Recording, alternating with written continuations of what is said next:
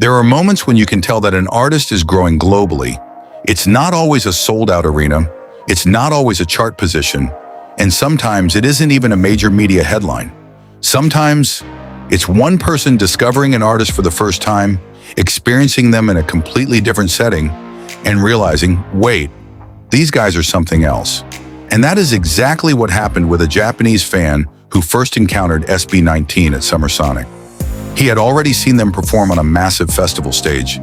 He had already experienced the energy of SB19 from a distance, surrounded by thousands of people. But then he attended SB19's Japan fan meeting. And according to his own posts, the experience completely changed his perspective. Because this time, he wasn't simply watching SB19 perform at a festival. He was experiencing the group up close. And what he discovered apparently hit much deeper than he expected. This is the part of SB19's Japanese journey that deserves attention. At Summer Sonic, SB19 had to introduce themselves to an audience that included people who may have never heard of them before. That is already a massive challenge for any international act. You walk onto a huge festival stage, you have limited time, you have a crowd filled with different backgrounds, different musical tastes, and people who may not even know your name, and somehow you have to make them remember you. That was the first encounter, but the Japan fan meeting was completely different. The atmosphere was more intimate. The audience came specifically for SB19, and that gave this fan an opportunity to experience something he couldn't necessarily get from a huge festival stage. The personalities, the vocals, the interaction, the emotional side of the group.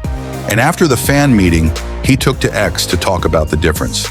That alone is interesting, because instead of simply saying SB19 was amazing, he specifically compared the fan meeting experience with seeing them at a festival.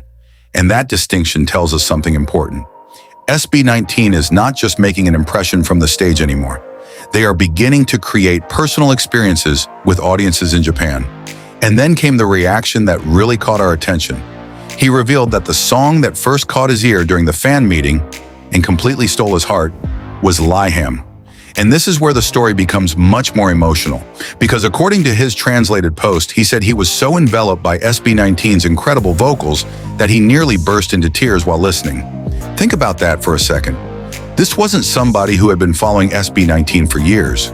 This was a Japanese listener who had first encountered them at Summer Sonic. He then saw them again at their fan meeting, and suddenly a song performed in Filipino was creating an emotional reaction powerful enough to bring him close to tears. That is one of the most fascinating things about music. You don't always need to understand every word to feel what the artist is communicating.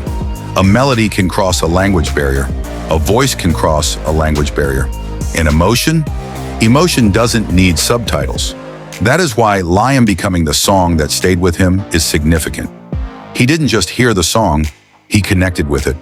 And apparently when he got home, he couldn't stop listening to it.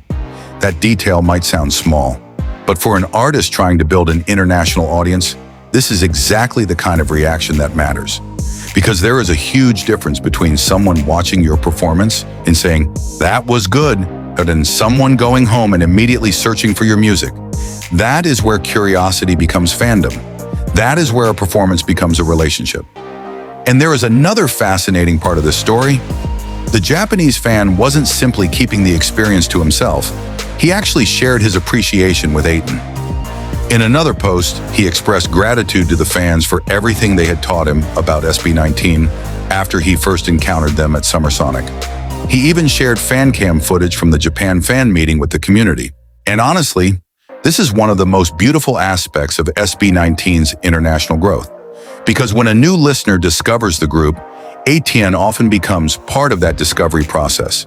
They introduce songs, they explain references, they share performances, they help newcomers understand the personalities behind the music, and eventually some of those newcomers begin sharing their own experiences back with the fandom. That's how a community grows, not simply through numbers, but through people. And this Japanese fan's journey almost feels like a perfect example of that progression. First, curiosity. He encountered SB19 at Summer Sonic. Then, interest. He attended their Japan fan meeting. Then, emotional connection. He discovered a song like Liham and was deeply moved by the vocals. And finally, participation. he started sharing his experience with Aiton. That is a completely different level of international engagement. And there's something else Starwave viewers should notice. SB19's growth in Japan isn't happening through just one giant moment. It's happening layer by layer. Festival appearances introduce them to new audiences. Fan meetings allow those audiences to experience them more personally. Music gives people something to return to. And fans help turn those individual discoveries into a growing community. That is how an international fan base is built.